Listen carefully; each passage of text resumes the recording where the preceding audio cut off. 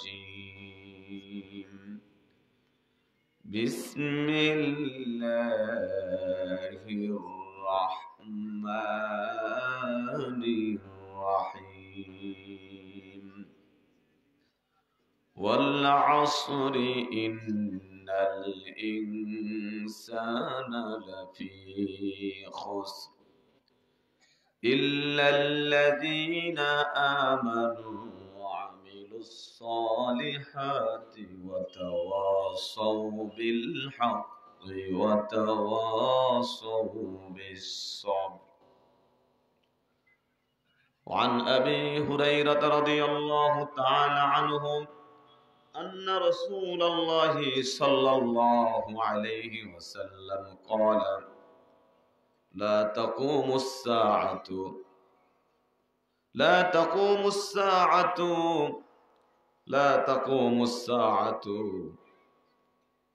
إلى آخر الحديث.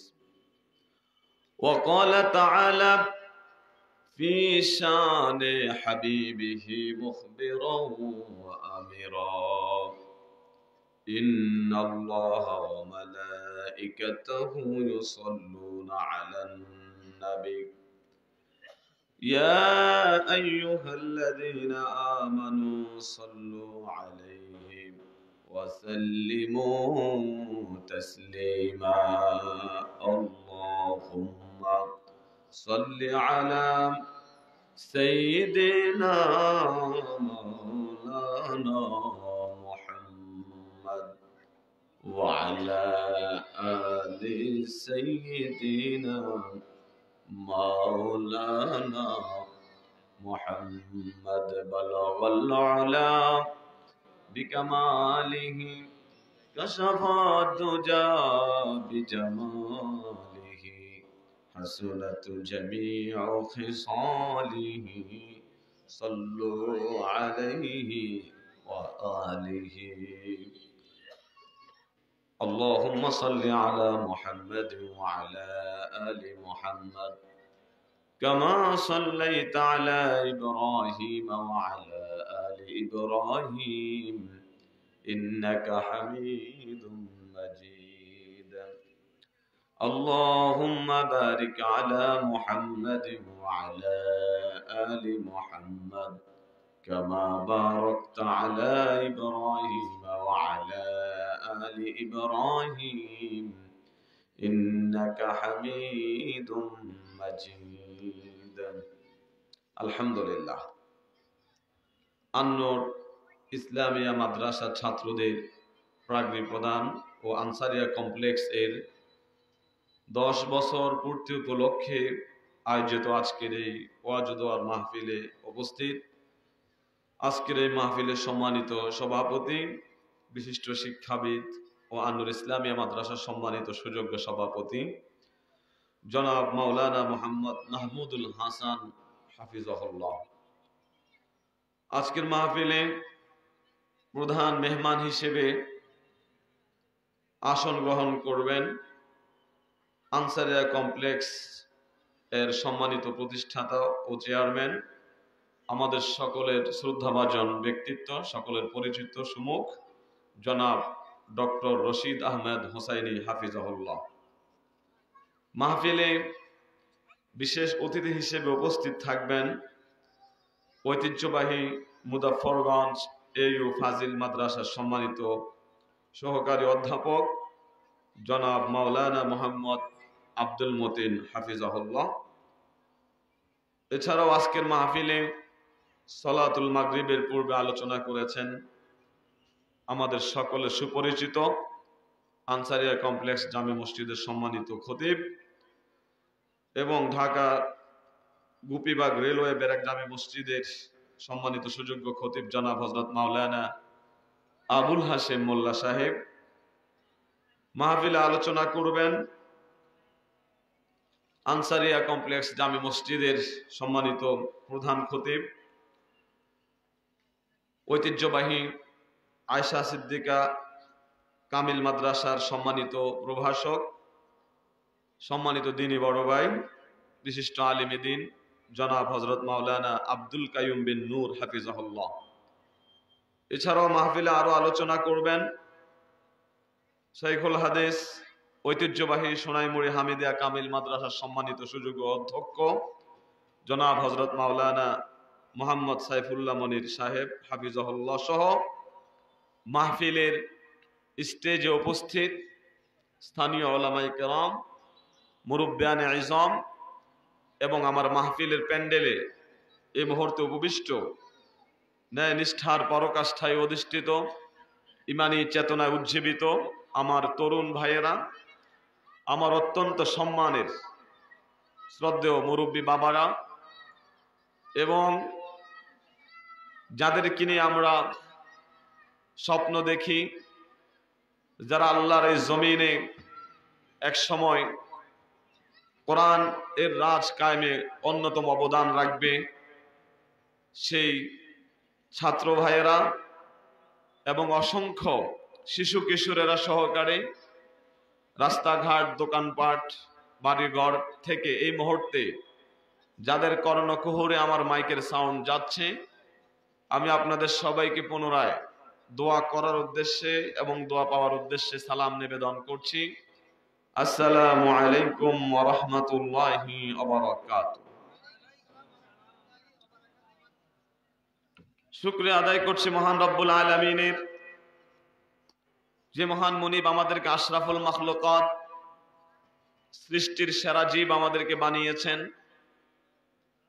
যে মহান রব আমাদেরকে বর্তমান বিশ্বের প্রায় ৪৫০০ বাতিল ধর্ম থেকে মুক্ত রেখে আমাদেরকে ইসলাম ধর্মের অনুসারী বানিয়েছেন, যেই রব আমাদেরকে প্রায় ১৭ বছর জুলুম নির্যাতনের এক ক্রান্তিক লাল অতিক্রম করিয়ে আমাদেরকে আবার উন্মুক্ত ময়দানে কোরআন থেকে কথা বলার, কথা শোনার সুযোগ দান করেছেন।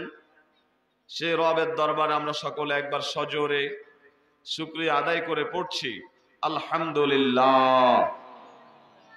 রব্বানা লাকাল হামদ হামদান কাসীরান তাইয়িবান মুবারাকান ফীহি।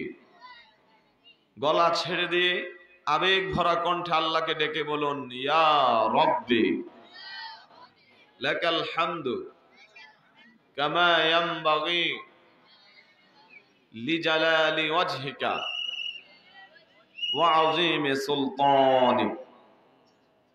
বুঝে থাকলে বলুন, প্রশংসা করলাম কার? যারা বলেন নাই, প্রশংসা করলাম কার? বলেন আল্লাহু আকবার। হয়নি এখনো? দুই একজন জবান খোলেননি, জবান খুলে বলিষ্ঠ কণ্ঠে বলুন আল্লাহু আকবার।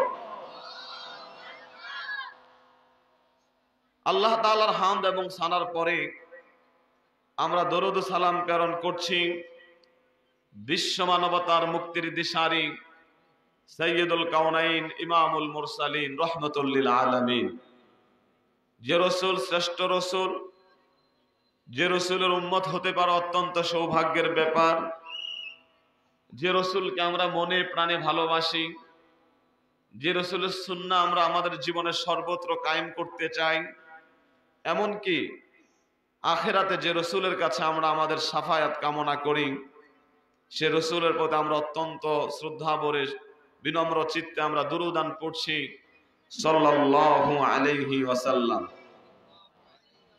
হয়নি এখনো? যারা পড়ে নাই তারাও আল্লাহ প্রদত্ত দুটো জবান দিয়ে পড়ছি সাল্লাল্লাহু আলাইহি ওয়াসাল্লাম।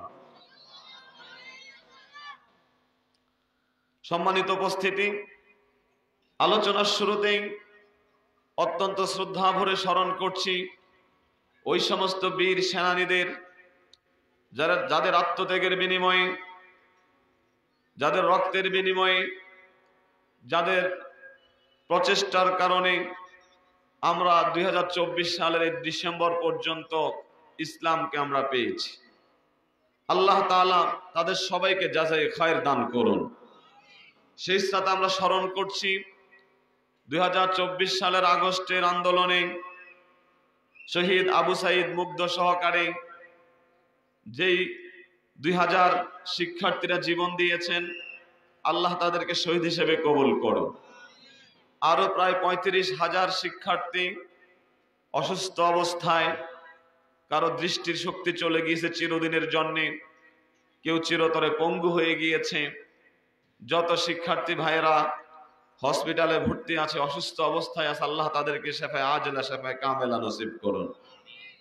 সম্মানিত দিনী ভাইয়েরা, আমি আপনাদের সামনে পবিত্র কোরআনুল কারীমের 103 নম্বর সূরা সূরাতুল আসর আমার খুতবায় তেলাওয়াত করেছিলাম। অতএব আপনারা বুঝতেই পেরেছেন আজকে আমরা সূরাতুল আসর সম্পর্কে, সূরাতুল আসর থেকেই আমরা ইনশাআল্লাহ আলোচনা করব ইনশাআল্লাহ বিইজনিহি তাআলা। সকলে বলুন আমিন।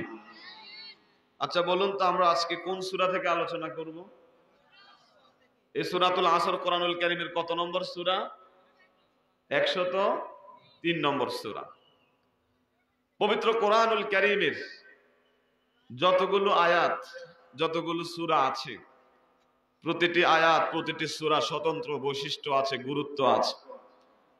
সেই আলোকে সূরাতুল আসরেরও কিছু বৈশিষ্ট্য, কিছু গুরুত্ব আছে। কি পরিমাণ গুরুত্ব আপনারা অবাক হবেন জানলে। ইমাম শাফি রাহিমাহুল্লাহ তিনি বলেন, কেউ যদি সূরাতুল আসর নিয়ে একটু চিন্তা ভাবনা করে, গবেষণা করে, তাহলে তার দুনিয়ার সফলতা এবং আখিরাতের মুক্তির জন্য সূরা আসরই যথেষ্ট হয়ে যাবে।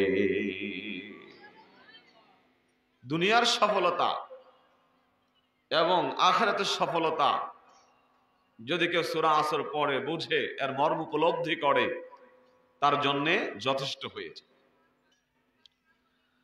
আমার বন্ধুরা, আল্লাহ রসুলের সাহাবীরা যখন দুইজন সাহাবী একসাথে হতেন, তখন তারা ততক্ষণ পর্যন্ত পৃথক হতেন না যতক্ষণ পর্যন্ত একে অপরকে সূরা আসর তেলাওয়াত করে না শোনাতেন। কানা আসহাবু রাসূলিল্লাহি সাল্লাল্লাহু আলাইহি ওয়াসাল্লাম ইযা ইলতাকায়া, যখনই দুজন সাহাবীর সাথে দেখা হতো, লাম ইয়াতাফাররাকা হাত্তা আন ইয়াকরা আহাদুহুমা আলাল আখার, একজন আরেকজনকে সূরা আসর শোনানোর আগ পর্যন্ত তারা পৃথক হতেন না। বলেন সুবহানাল্লাহ। সূরা আসর দুনিয়ার সফলতা এবং আখিরাতের সফলতা। যদি আপনি দুনিয়ার সফল হতে চান, আখিরাতেও সফল হতে চান, তাহলে সূরা আসর আপনাকে জানতে হবে, আমল করতে হবে। এখানে সফল যারা হয়েছে, যে সমস্ত বৈশিষ্ট্য থাকলে পরে আপনি সফল হবেন, সেগুলোর বিষয় আলোচনা করা হয়েছে। এবং দুনিয়া এবং আখিরাতে কারা ব্যর্থ, তাদের সম্পর্ক আলোচনা করা হয়েছে। আমার বন্ধুরা, সূরাতুল আসরের একটি শানে নুজুল আছে, অবতীর্ণ হওয়ার একটি প্রেক্ষাপট আছে। রাসূলুল্লাহ সাল্লাল্লাহু আলাইহি সাল্লাম যখন পবিত্র মক্কা নগরীতে দ্বীনের দাওয়াত দেওয়া শুরু করলেন, তাওহীদের দাওয়াত দেওয়া শুরু করলেন, মুশরিকরা, বেঈমানরা নানানভাবে রাসূলুল্লাহ সাল্লাল্লাহু আলাইহি সাল্লামকে দাওয়াত থেকে বিরত রাখার জন্য নানান প্রচেষ্টা তারা শুরু করেছে, বাধা দিয়েছে, আঘাত শুরু করেছে, নানান ধরনের জুলুম নির্যাতন করা শুরু করে দিয়েছে। কিন্তু সকল বাধা বিপত্তিকে ডিঙ্গিয়ে আল্লাহর রাসূল আল্লাহর জমিনে তাওহীদের বাণী তিনি প্রচার করতেই ছিলেন। শেষ পর্যন্ত তারা,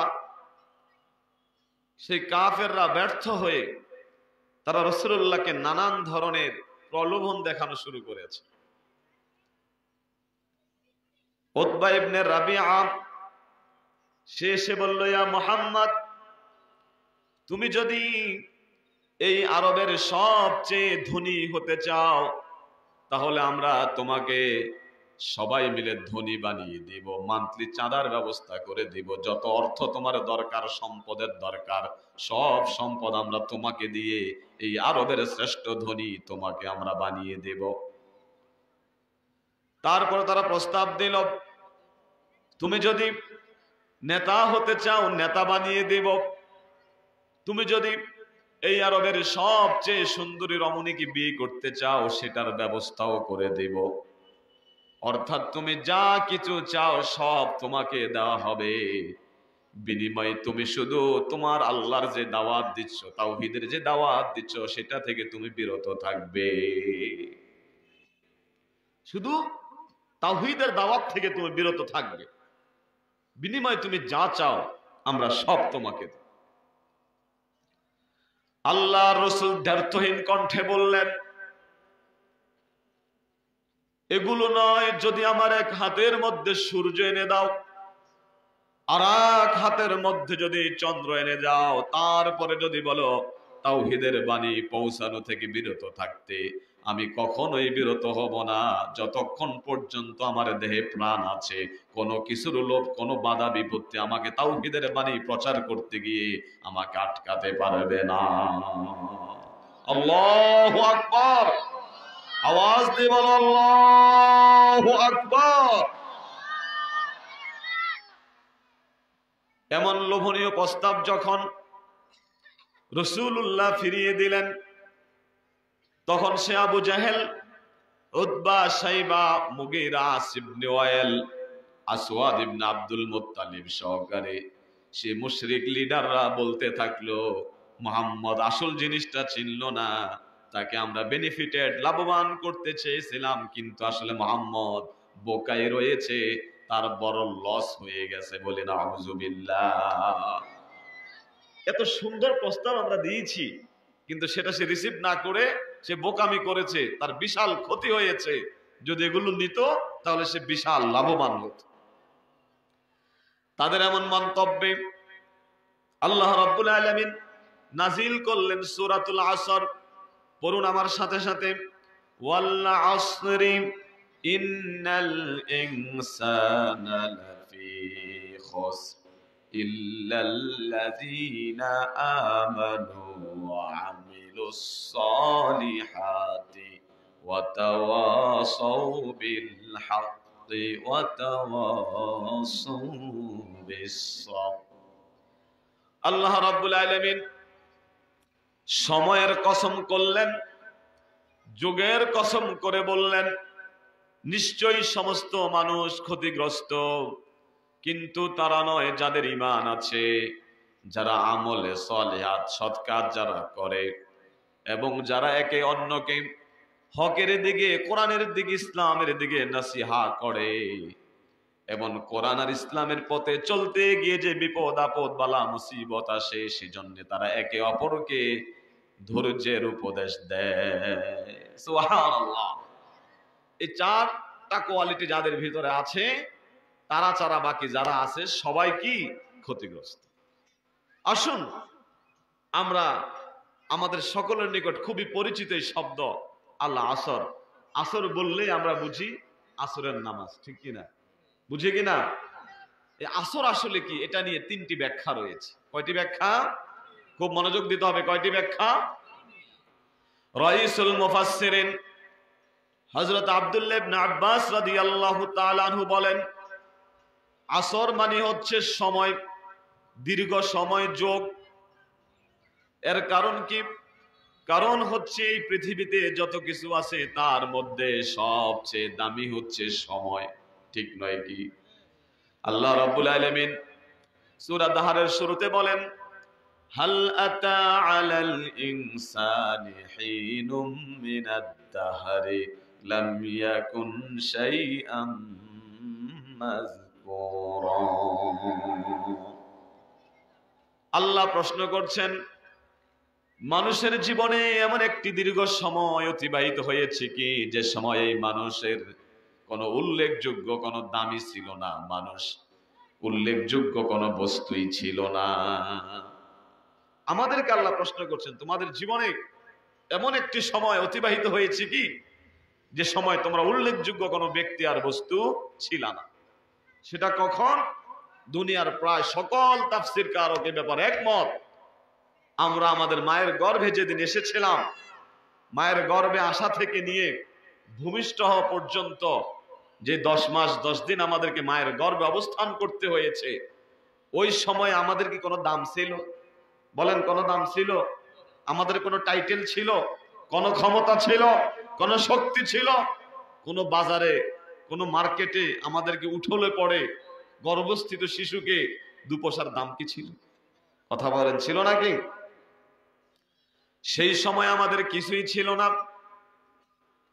আল্লাহ যদি আমাদেরকে নিরাপদে, আল্লাহর বিশেষ দয়ায় তিনি যদি আমাদেরকে দুনিয়ার এই সুন্দর নাজ নেয়ামত দেখার সুযোগ না দিতেন, যদি মায়ের গর্ভ হতে আমাদের গর্ভপাত হয়ে যেত, আজকে আমাদের মতো আমাদের অবস্থান হতো বাথরুমের কমোডে কিংবা কোন ডাস্টবিনে, ঠিক নয় কি? আল্লাহর বিশেষ অনুগ্রহ আমরা পৃথিবীতে আসতে পেরেছি। এখন আমাদের মেধা শক্তি আছে, যৌবনকাল আছে, বিবেক আছে, অর্থনৈতিক রাজনৈতিক আমাদের পাওয়ার হয়েছে। কিছু কিছু লোকের যখন এরকম পাওয়ার আসে, তখন যেই রব তাকে সম্পূর্ণ নাই থেকে সৃষ্টি করেছে, যার 2 পয়সার দাম ছিল না, সে সেই রবকে দুনিয়াতে সে বলে যায়, ঠিক কিনা বলে?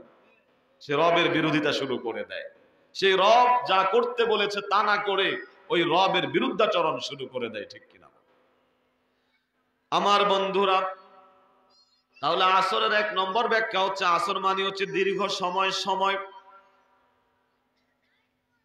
আসরের দ্বিতীয় ব্যাখ্যা হচ্ছে আহাদুন তরফাইন নাহারে, দিনের হয় সকাল না হয় সন্ধ্যা, দিনের শুরু না হয় দিনের শেষ, এই সময়টাকে আসর বলা হয়। অধিকাংশ মুফাসসির বলেছেন আসর মানে হচ্ছে কবলা গুরুবিশ শামস, সন্ধ্যার সময় সূর্য যখন অস্তমিত হয় তার পূর্বে, দিনও না আবার রাতও না, যে সামান্য সময় গোধূলি দেখা দেয়, ওটা হচ্ছে আসর। কেন এমন সময়ের কসম কেন করা হলো?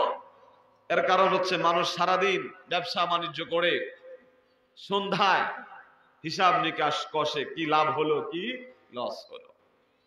আল্লাহ তাআলা আমাদের গোটা জীবনকে একটা লাভ লসের সাথে তুলনা করেছেন।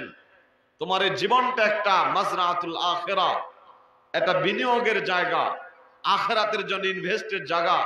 তোমার সময়, তোমার জান, তোমার মাল কতটুকু তুমি বিনিয়োগ করতে পেরেছো আখিরাতের জন্য, সেই হিসাব কষার সময় হচ্ছে সন্ধ্যার সময়। ব্যবসায়ী যেমন সন্ধ্যার সময় হিসাব কষে সারাদিন তার কি করে গেল, এরকম আমরা যেন সবাই যেন আমাদের জীবন সন্ধ্যায় আমরা যেন আমাদের জীবন নিয়ে চিন্তা ভাবনা করি, হিসাব কষি।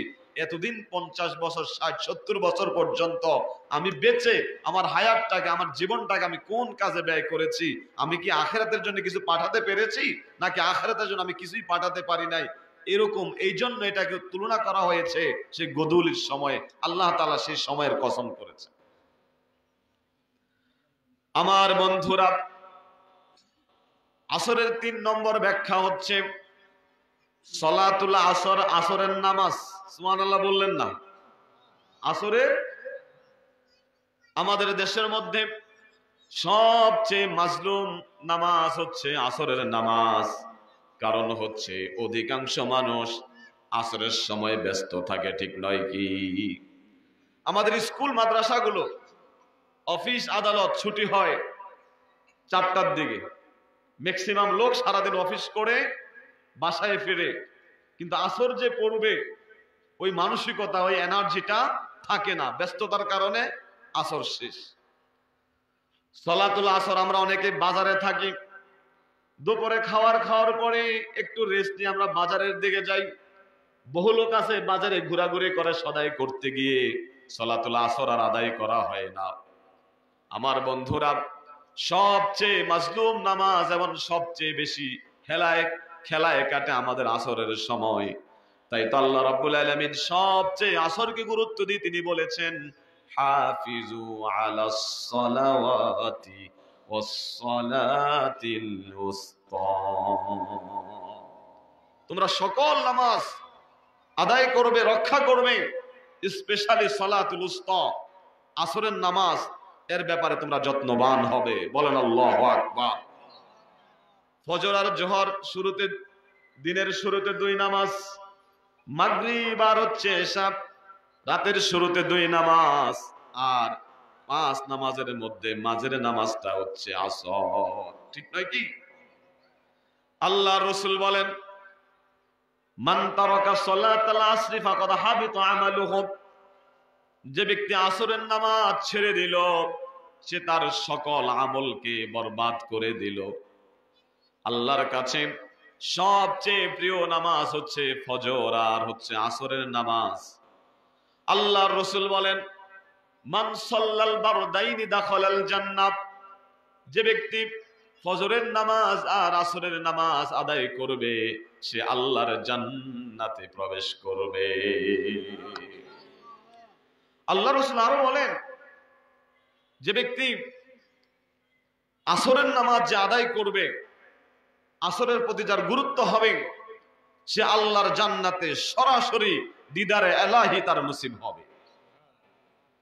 হযরত জাবের বলেন, এক পূর্ণিমার চাঁদে রাসূলুল্লাহ আমাদেরকে বলেন, আমার সাহাবীরা শোনো, ইন্নাকুম সাতারাউনা রাব্বাকুম কামা তারাউনা হাযাল কমার, ও আমার সাহাবীরা শীঘ্রই তোমরা তোমাদের রবকে দেখতে পাবে যেমনি করে পূর্ণিমার এই চাঁদকে জ্বলন্ত অবস্থায় তোমরা দেখতে পাচ্ছ।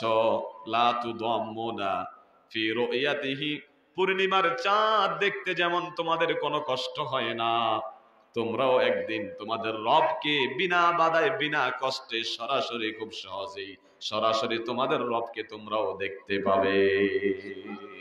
আল্লাহু আকবার। অতএব তোমরা ফজরের নামাজ আর আসরের নামাজ মিস করবা না। আমার বন্ধুরা, আসরের নামাজ মিস করা যাবে না। রাসূলুল্লাহ আরো বলেছেন, যার আসরের নামাজ ফৌত হয়ে যায় তার যেন সন্তান সন্ততি পরিবার পরিজন আর সকল ধন সম্পত্তি যেন তার থেকে ফৌত হয়ে যায়। মদিনার রাস্তায় একদিন এক মহিলা খুব শাউটিং করছে, কান্নাকাটি করছে, চিল্লাচ্ছে আর বলছে, আমাকে তোমরা মুহাম্মদুর রাসূলুল্লাহর কাছে নিয়ে যাও।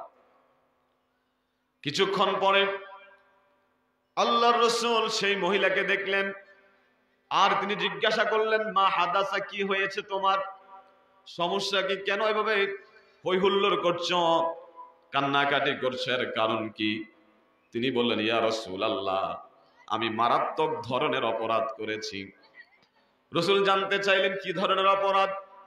সে মহিলা বলে উঠলেন, আমার স্বামী আমার থেকে দীর্ঘদিন পর্যন্ত দূরে আছে, ফলে আমি ব্যভিচারে লিপ্ত হয়েছি। ব্যভিচারের ফলে আমার গর্ভে একটি সন্তান চলে এসেছে, অবৈধ সন্তান।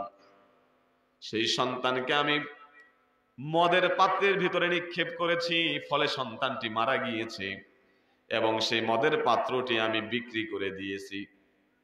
আল্লাহর রাসূল বললেন, তোমার 3টা অপরাধ হয়েছে। 1 নাম্বার অপরাধ হচ্ছে তুমি যে ব্যভিচার করেছো, এই জন্য তোমার উপরে পাথর নিক্ষেপ করা ওয়াজিব। 2 নম্বর অপরাধ, তোমার গর্ভস্থিত যে সন্তানকে তুমি হত্যা করেছো, ফাজাযাউহু জাহান্নামের শাস্তি হচ্ছে জাহান্নাম। আর 3 নাম্বার অপরাধ, তুমি যে তাকে ভিনেগারের সাথে ভিনেগারের কন্টেইনারের ভিতরে ঢুকিয়ে বিক্রি করে দিয়েছো, এই জন্য তুমি এটা বড় মারাত্মক ধরনের কাবিরা গুনাহ করেছো। অপরাধ কয়টা বলেন, কয়টা? 3টাই কি খুব মারাত্মক লেভেল। আল্লাহর রাসূল বললেন, এত বড় অপরাধ করার পরেও ইন্নী জানান্তু, আমি ধারণা করেছি, আন্নাকি তারাকতি সালাতাল আসর, তুমি যেভাবে চিল্লি করতেছিলে, আফসোস করতেছিলে, হাজারি করতেছিলে, আমি মনে করেছি তোমার বুঝি আসরের নামাজ মিস হয়ে গেছে। তুমি যেভাবে কান্না করতেছিলে আমি ভেবে নিয়েছিলাম যে তোমার আসর মিস হয়েছে, এই জন্য তুমি এত বেশি রোনাজারি আহাজারি করতেছ। এবার দেখেন আসরের নামাজের গুরুত্ব কতটুকু। আজকে সেই আসর মাজলুম। আপনারা কি ওয়াদা দিতে পারবেন যে ইনশাআল্লাহ হুজুর যতদিন বেঁচে থাকি আসরের নামাজ কাজা করব না? রাজি আছেন? কোন নামাজই কাজা করা যাবে না, তার মাঝে ফজর আর আসর কখনোই মিস করা যাবে। আপনি অবাক হবেন, সহিহ বুখারী থেকে বলছি, আল্লাহর রাসূল বলেন, দিনে ডিউটি করার জন্য একদল ফেরেশতা আকাশ থেকে জমিনে নাজিল হয়, আবার রাতে ডিউটি করার জন্য আকাশ থেকে একদল ফেরেশতা জমিনে নাজিল হয়। দুই দল ফেরেশতা, একদল ফজরের সময় আসে, তারা আসরের সময় চলে যায়, আর একদল আসরের সময় আসে, তারা ফজরের সময় চলে যায়। যারা আসরের সময় চলে যায় তারা গিয়ে বলে, রব্বুল আলামিন, তোমার অমুক বান্দাকে ফজরের সময় কি আমরা ফজরের নামাজের মধ্যে পেয়েছি। আল্লাহ বলেন, এখন কি অবস্থায় রেখে এসেছো? রব্বুল আলামিন, আমরা আসার সময় তাদেরকে আসরের নামাজে দেখে এসেছি, গিয়েও নামাজে পেয়েছি, আসার সময়ও তাদেরকে নামাজে রেখে এসেছি। আল্লাহ রাব্বুল আলামিন খুশি হয়ে যান, তোমরা সাক্ষী থাকো, আমার এই বান্দারা যা কিছু চাইবে আমি রব তাদের সব দিয়ে দিব। আল্লাহু আকবার। জীবনে কোনোদিন ফজর আর আসর মিস করা যাবে?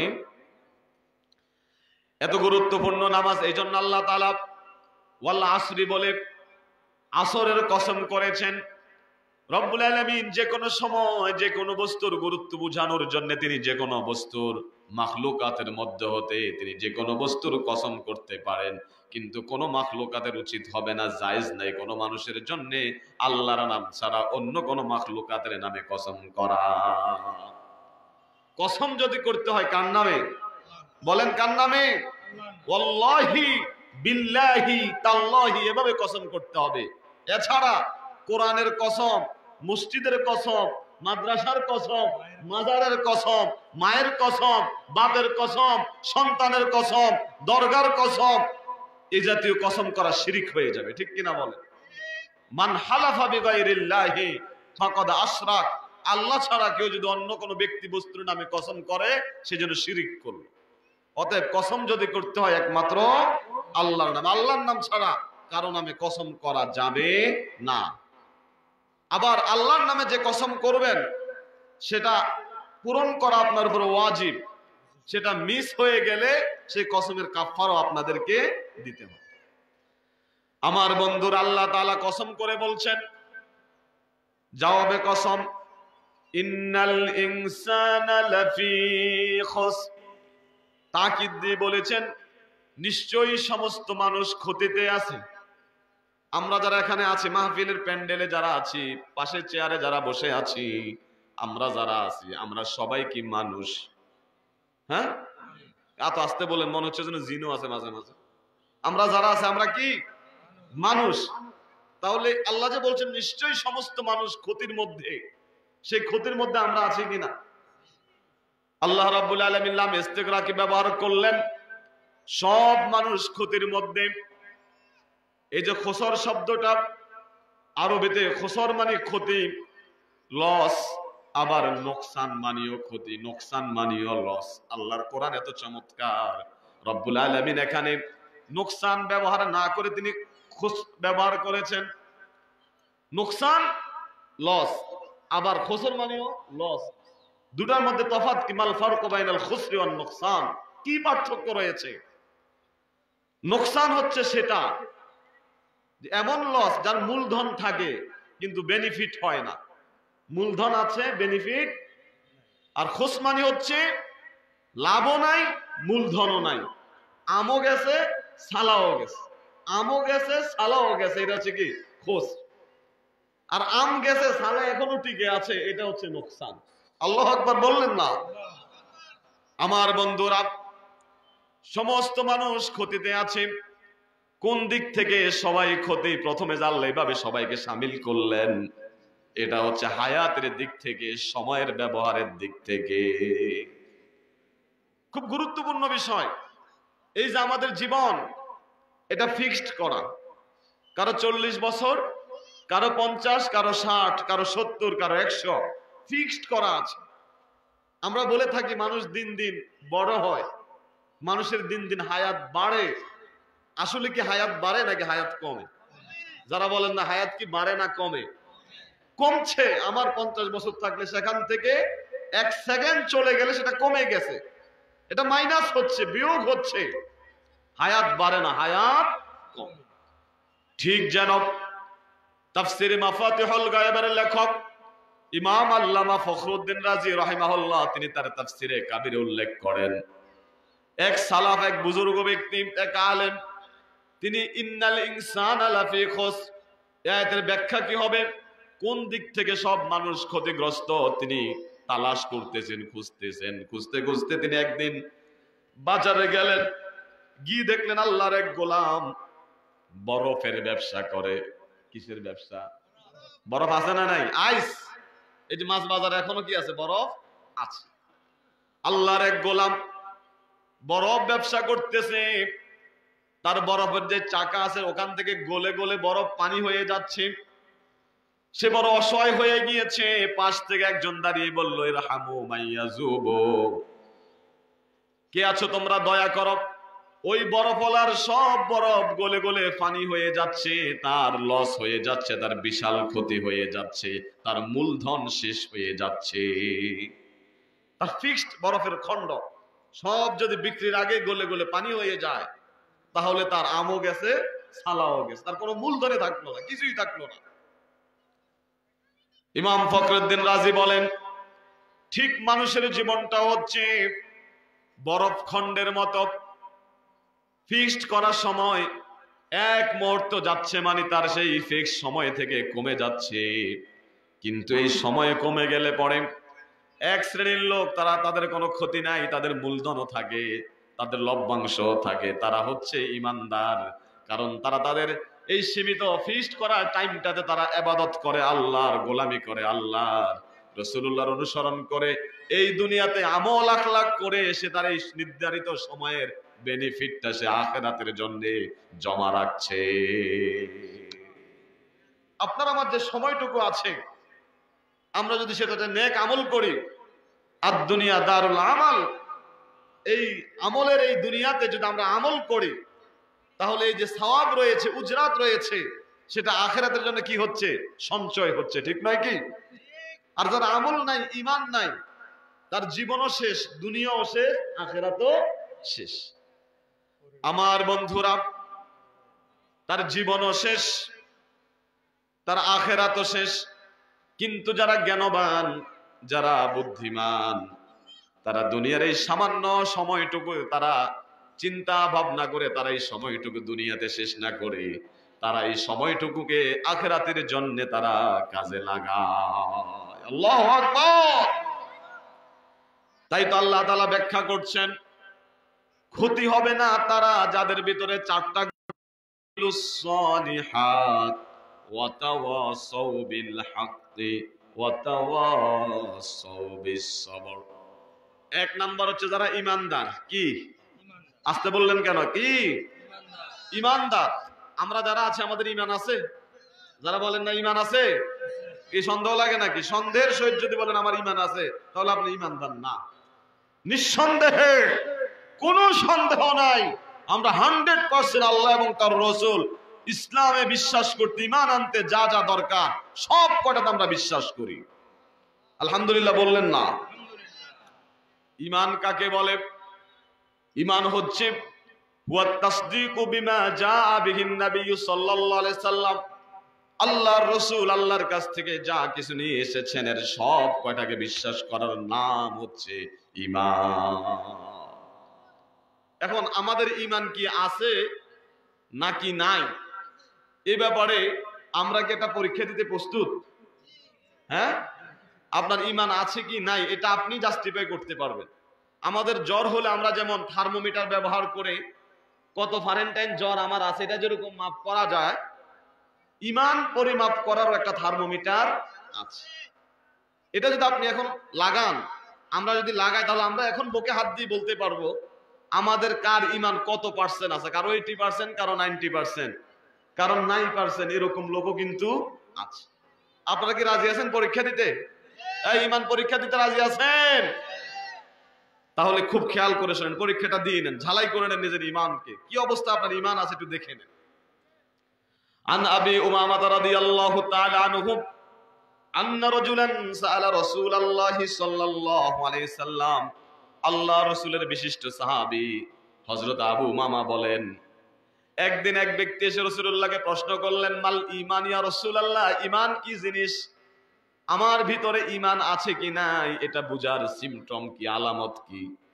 আল্লাহর রাসূল যে জবাবটুকু দিয়েছেন এটা শুধু ওই ব্যক্তির জন্য দেননি, বরং আমাদের জন্য দিয়েছে। রাসূলুল্লাহ বলেন, ইযা সাররাতকা হাসানাতুকা ওয়া সাআতকা সাইয়্যাতুকা ফাআনতা মুমিন। তোমার ঈমান আছে কি নাই তুমি বুঝবা এভাবে, যখন তোমার ভালো কাজগুলো তোমাকে আনন্দ দিবে আর তোমার মন্দ কাজগুলো যখন তোমার ভিতরে অনুশোচনা সৃষ্টি করবে, তাহলে বুঝবে তোমার ভিতরে এখনো ঈমান আছে। এখন ভালো কাজটা আমাদের কাছে ভালো লাগে, নামাজ ভালো লাগে, রোজা ভালো লাগে, হজ ভালো লাগে, যাকাত ভালো লাগে, ন্যায়ের পথে থাকতে ভালো লাগে, ইসলামী আন্দোলন করতে ভালো লাগে। যদি দেখেন যে এগুলো ভালো লাগে, ভালো কাজগুলো ভালো লাগছে, আর মন্দ কাজ যদি কখনো হয়ে যায় আপনার ভিতরে আফসোস অনুতাপ সৃষ্টি হয়, তাহলে বুঝবেন এখনো ঈমান আছে।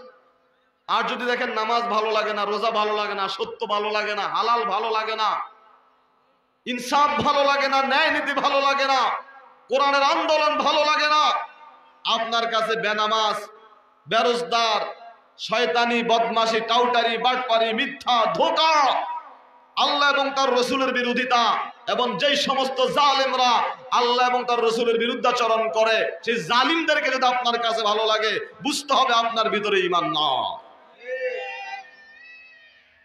এখন আপনি চোখ বন্ধ করে আপনি নিজে এটা ব্যবহার করেন, আসলে আপনি কোন লেভেলে আছেন। আমার বন্ধুরা, এরকম ঈমান শুধু মুখে বললে হবে না। আজকে আমার দেশের লোকেরা বলে আমার ঈমান আছে হুজুর, ঈমান বড় পাক্কা, নামাজ রোজা না করলেও নাকি ঈমান আছে। এরকম আছে না নাই? আমার বন্ধুরা, হযরত হানজালা রাদিয়াল্লাহু তাআলা আনহু একদিন তিনি দৌড়াচ্ছিলেন, হুমড়ি খেয়ে দৌড়াচ্ছিলেন। ওমর ইবনুল খাত্তাব রাদিয়াল্লাহু তাআলা আনহু বলল, হানজালা কোথায় যাচ্ছ, কেন এত তাড়াহুড়ো করে কোথায় যাচ্ছ তুমি? হানজালা বললেন, আমিরুল মুমিনিন, ও ওমর, আমার কাছে কেন জানি একটু সন্দেহ সন্দেহ লাগে, আমার ভিতরে ঈমান কি আছে না গেছে এই ব্যাপারে আমার কাছে একটু সন্দেহ লাগছে ওমর, এই জন্য আমি রাসূলুল্লাহর কাছে যাচ্ছি। কই কেন তোমার কাছে এরকম কেন মনে হয়? বলছে, ওমর, কারণ আমি যতক্ষণ পর্যন্ত রাসূলের সামনে থাকি, ইসলামের জন্য, রাসূলের জন্য যে পরিমাণ দরদ আগ্রহ থাকে, আমি যখন রাসূলের দরবার থেকে বাড়িতে চলে যাই, পরিবারের কাছে চলে যাই, ঠিক সেই পরিমাণ দরদ আগ্রহ আমার থাকে না। আমার কাছে কেন জানি মনে হচ্ছে আমার ভিতরে নিফাকি তৈরি হয়েছে। কথা কি বুঝতে পেরেছেন? যে রাসূলের সামনে থাকলে যেই পরিমাণ আগ্রহ আমার থাকে, বাড়িতে গেলে সেই পরিমাণ আগ্রহ থাকে না। আমার মনে হচ্ছে আমার ঈমানে সম্ভবত কোনো ধরনের সমস্যা দেখা দিয়েছে, এজন্য আমি দৌড়িয়ে রাসূলের কাছে যাচ্ছি। ওমর ইবনুল খাত্তাব বললেন, সর্বনাশ, তাহলে আমারও তো এই সমস্যা। আমি যতক্ষণ রাসূলুল্লাহর কাছে থাকি, যে পরিমাণ আগ্রহ আমার থাকে, তার থেকে দূরে গেলে আগ্রহ সম্ভবত তার থেকে একটু কমে যাচ্ছে। তোমার যদি এই সমস্যা হয়, তাহলে আমার ঈমান আছে না নাই এটা নিয়ে তো আমারও সমস্যা মনে হচ্ছে। চলো দুজনে আবার দৌড়াই। আল্লাহু আকবার বললেন না? হযরত হানজালা, ওমর ইবনুল খাত্তাব রাদিয়াল্লাহু তাআলা আনহুমা দুইজনে রাসূলুল্লাহর কাছে গেলেন, গিয়ে তাদের সমস্যার কথা বললেন। ইয়া রাসূলুল্লাহ, ঈমান আছে কি নাই? আপনার সামনে এক রকম, আপনার পেছনে গেলে আরেক রকম লাগে, কারণ কি? আল্লাহর রাসূল বললেন, ও ওমর, ও হানজালা, এটাই স্বাভাবিক। আমার সামনে থাকলে তোমরা যেমন থাকো, আমার থেকে আড়ালে গেলেও যদি তোমরা তেমন থাকতে, তাহলে তোমরা মানুষ থাকতে না, তোমরা ফেরেশতা হয়ে যেতে। আকাশের ফেরেশতারা, জমিনের ফেরেশতারা তোমাদের সাথে সালাম বিনিময় করত, তোমাদের সাথে মুসাফা করত। আল্লাহু আকবার! এত বড় হানজালা, এত বড় সাহাবী, যিনি শাহাদাত বরণ করেছিলেন, ওমর ইবনুল খাত্তাব, তারা পর্যন্ত টেনশনে পড়েন ঈমান আছে নাকি নাই। আর আজকে আমাদের নামাজ নাই, রোজা নাই, হজ নাই, যাকাত নাই, আমানতদারিতা নাই, ওয়াদা নাই, তারপরও নাকি আমাদের ঈমান যায় না। ঈমান এত মজবুত, অথচ রাসূল বলেছেন, লা ঈমানা লিমান লা আমানাতা লাহু ওয়ালা দীনা লিমান লা আহদা লাহু, যার আমানতদারিতা নাই তার কি নাই? ঈমান। আমানতদারিতা কি আছে? বর্তমানে আছে? যারা রাষ্ট্র চালিয়েছে, রাষ্ট্র ছিল, দায়িত্ব ছিল, তাদের কাছে কি আমানত? দায়িত্ব কি ছিল? যিনি ভূমি মন্ত্রী ছিলেন তার কাছে গোটা দেশের সব ভূমি কি ছিল? আমানত। আর উনি নিজেই দেশের বাইরে 600 বাড়ি বানাইছে। বাংলাদেশে না, বাংলাদেশের বাইরে কতটা বাড়ি? 600। আমানতদারিতা দেখছেন? বেড়া দেয় মানুষ যেন ছাগলে খেত না খায়। বেড়া যদি নিজেই খেত খায় তো ছাগলে কি খাবে? সালমান এফ রহমান নামে এক বদমাইশ, এই লম্বা দাড়ি, কি সুন্দর চেহারা, মনে হচ্ছে যেন বেহেশত থেকে পালিয়ে কোন রকম এই দেশে আসছে। এই লোকটি এত বড় দুর্নীতিবাজ ছিল, একাই 50,000 কোটি টাকা দুর্নীতি করেছে। কত টাকা? 50,000 কোটি। আমার কাছে মনে হচ্ছে না যে আপনারা যারা এখানে আছেন সকলের টাকা একসাথে করলো এত হাজার কোটি টাকা হবে। এই হচ্ছে আমানত। তারপরে তাদের ঈমান যায় না। কি যায় না? আমাদেরটাও যায় না।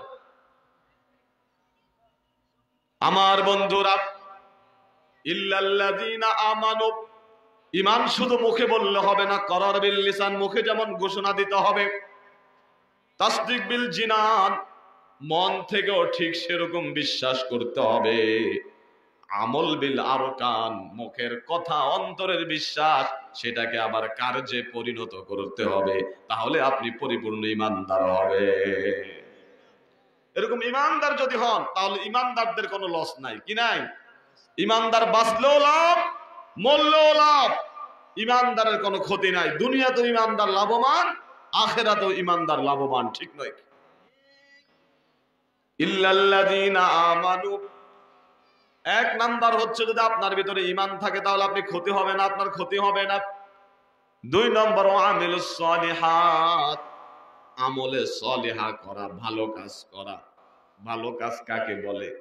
আজকে আমার দেশের কিছু কিছু লোক মনে করে ভালো কাজ হচ্ছে সুন্দর করে দৈনিক ক্লিন শেভ, ফোম শেভ করা, ভালো জামা কাপড় পরা, ইন করা, তারপরে পারফিউম ইউজ করা দামি, তারপর সুন্দর করে বাংলা ভাষায় কথা বলা, মাঝে মাঝে 2-4টা ইংলিশ থাকবে। হ্যাঁ, এটাই হচ্ছে কি ভালো মানুষের মেইন এই সিমটম, আলামত। এটাই তো লোকেরা মনে করে আরে সাংঘাতিক, কি ভদ্র রে।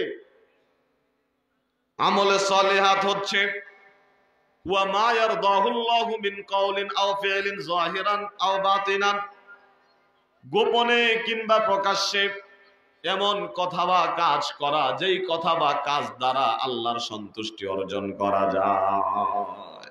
সুবহানাল্লাহ বললেন না? আপনার কথা এমন হবে যেন আপনার প্রতিটি কথা দ্বারা কে খুশি হয়? বলেন, কে খুশি হয়? আপনার প্রতিটি কাজ এমন হবে যে কাজ দ্বারা রব খুশি হয়। আপনার উদ্দেশ্যই থাকবে আমার প্রতিটি কথা, প্রতিটি কাজ দ্বারা আল্লাহর সন্তুষ্টি অর্জন। কোন মানুষ কি বলল, পরিবারের সদস্যরা কি বলল, সমাজ কি বলল, রাষ্ট্র কি বলল, এই সবের তোয়াক্কা না করে আপনাকে আমাকে দেখতে হবে আমাদের যাবতীয় কথা আর কাজ যেন একমাত্র আল্লাহর সন্তুষ্টির জন্য হয়। এখন আপনি যদি ইসলামী আন্দোলন করেন, এই দলে লোক কম, লোকেরা আপনাকে বলবে জামাইত্যা। কি বলবো? বলে কিনা এরকম? এখনো আছে এরকম। সবাই সেকুলার রাজনীতি করতেছে, দুনিয়ার রাজনীতি করতেছে, চা বিস্কিটের পেছনে দৌড়ায়, 100 টাকা 1000 টাকার পেছনে দৌড়াচ্ছে, মূর্খ জাহেল জালেম নেতার পেছনে দৌড়াচ্ছে, দাঁড়িয়ে প্রস্রাব করে পানি খরচ করে কিনা সন্দেহ আছে। এরকম জালেম জাহেলদের পেছনে দৌড়ালে আপনাকে কেউ কটাক্ষ করবে না। কিন্তু আপনি যখন গুটি কয়েক ইসলামী আন্দোলন নেতা কর্মীর সাথে উঠা বসা করবেন, কোরআনের কথা বলবেন, হাদিসের কথা বলবেন, তখন দেখবেন আপনাকে নানান ধরনের কটাক্ষ করে কথা বলে। এরকম লোক আছে না নাই? মানুষের এরকম কটাক্ষ কি আমাদেরকে আমাদের টার্গেট থেকে বিরত রাখতে পারবে? আমরা দেখব কে কি বলছে না বলছে, আমাদের সেগুলো দেখার দরকার নাই। আমি যেটা করছি আমার রব সেটা করতে বলেছে কিনা, এবং সেটাই আমি করব যেটা দ্বারা আমার রবের সন্তুষ্টি অর্জন করা যায়। তাহলে আপনারা কি ওয়াদা দিতে পারবেন আপনারা চা বিস্কিটের রাজনীতি করবেন না? রাজি আছেন? আপনারা 1000 টাকার পেছনে দৌড়াবেন না? রাজি আছেন? কোন জাহেল মূর্খ নেতার পেছনে আর ঘুরবেন না, রাজি আছেন? যদি রাজনীতি করতে হয় ইসলামী রাজনীতি করবেন, ঠিক কিনা? আপনাকে যেন কারো কটু কথা যেন আপনাকে আপনার মিশন আর ভিশন থেকে যেন আপনাকে পিছিয়ে দিতে না পারে, এ ব্যাপারে সোচ্চার থাকতে হবে। আমার বন্ধুরা, ইল্লাল্লাযীনা আমানু ওয়া আমিলুস সলিহাত, ঈমান আপনার ভিতরে থাকতে হবে, আমলে সলিহাত আপনার ভিতরে থাকতে হবে। 3 নাম্বার কোয়ালিটি হচ্ছে ওয়াতাওয়াসাউ বিল হাক্কি, একে অপরকে কোরআনের দিকে, সত্যের দিকে নসিহা, কাউন্সিলিং করতে হবে। কে বলেছেন? বলেন, কে বলেছেন? কেন? এটা হচ্ছে দাওয়াত। এটা হচ্ছে কি, এতক্ষণ পর্যন্ত ঈমানটা আপনার সাথে জড়িত, আপনার অন্তরের সাথে, আপনার সাথে পার্সোনালি জড়িত ছিল। আমলে সলিহাত এটাও আপনার পার্সোনালি বিষয়, কিন্তু যখন এই ঈমান আর আমলকে টিকিয়ে রাখতে যাবেন, তখন আপনাকে অবশ্যই দাওয়াতে আসতে হবে, গ্রুপ ভিত্তিক আপনাকে আসতে হবে। অন্যকে যখন আপনি নসিহা করবেন, তখন নসিহা করার আগে নিজের ভিতরে আগে এগুলো কি করতে হবে? কায়েম করতে হবে।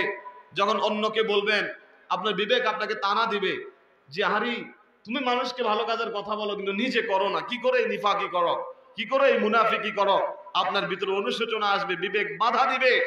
এই জন্য আপনাকে দাওয়াতি কাজ করতে হবে। আজকের লোকেরা মনে করে, বাংলাদেশের কিছু কিছু হুজুররা মনে করে দাওয়াত মানে শুধু খানা। দাওয়াত মানে কি?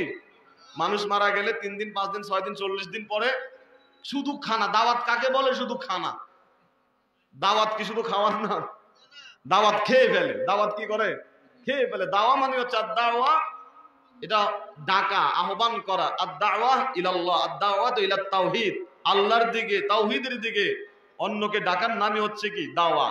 দাওয়া নামে বাংলাদেশ ইসলামিক ইউনিভার্সিটি গুলোতে দাওয়া সাবজেক্টে আছে আলাদা একটা, শুধু দাওয়ার উপরে কি দাওয়া স্টাডিজ। আর আমাদের দেশের কিছু মোল্লারা এটা বানাইছে দাওয়াত মানে শুধু খানা, শুধু কি খাওয়া। এরকম ধান্দা চিন্তা আমাদের মাথা থেকে সরিয়ে ফেলতে হবে। আপনি ইসলামের জন্য, দিনের জন্য নিজে অটল অনড় থাকবেন এবং অন্যকেও ইসলামের দিকে আপনি ডাকবেন ইনশাআল্লাহ। সর্বশেষ ওয়াতাওয়াসাউ বিস সাবরি, একে অপরকে ধৈর্যের দিকে পরামর্শ দিতে হবে, ধৈর্যের উপদেশ দিতে হবে। এর কারণ হচ্ছে আপনি যখন ঈমানের পথে থাকবেন, যখন আপনি সমাজে ভালো কাজগুলো করবেন আর মানুষকে যখন দাওয়াত দিবেন ইসলামের দিকে, তাওহীদের দিকে, তখন বিপদ আপদ বালা মুসিবত জেল জুলুম আছে না না। আপনি এই কাজগুলো যখন করবেন, লিউস বিতুকা, আপনাকে আটকে রাখবে, জেলে বন্দি করে রাখবে, আও ইয়াকতুলুকা, আপনাকে হত্যা করতে পারে, শহীদ করে দিতে পারে, আও ইউখরিজুকা, আপনাকে দেশ থেকে এলাকা ছাড়া করে দিতে পারে।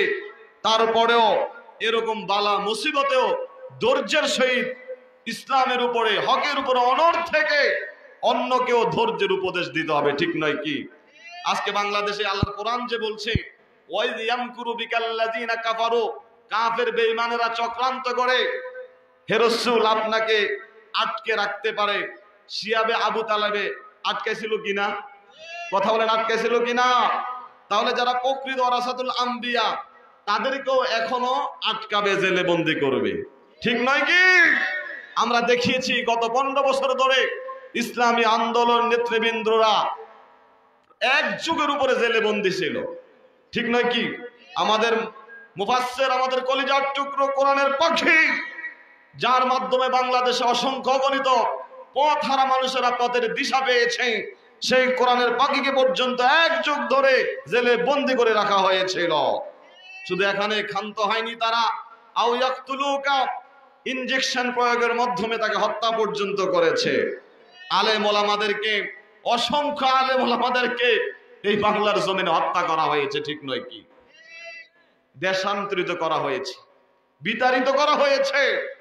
কিন্তু যারা প্রকৃত অর্থে আলেম, যারা ওয়ারাসাতুল আম্বিয়া, যারা ঈমানে, যারা আমলে, যারা দ্বীনের কাজ করে, কোনো বাধা বিপত্তি তাদেরকে ইনশাআল্লাহ টলাতে পারবে না। ইনশাআল্লাহ, ইনশাআল্লাহ, ইনশাআল্লাহ, বলেন ইনশাআল্লাহ। ওয়াতাওয়াসাউ বিস সবর, সবরের প্রতি ধৈর্য, ধৈর্যের প্রতি একে অপরকে কাউন্সেলিং করবেন, বুঝাবেন। অসবির আলা মা আসাবাক, নিজেও কি করবেন? ধৈর্য ধারণ করবেন। তাহলে ইনশাআল্লাহ আমরা ক্ষতি থেকে বাঁচবো ইনশাআল্লাহ, বলেন ইনশাআল্লাহ। আল্লাহ তাআলা আমাদেরকে আমল করার তৌফিক দান করুন, আমিন। আসসালামু আলাইকুম ওয়া রাহমাতুল্লাহি ওয়া বারাকাতুহু।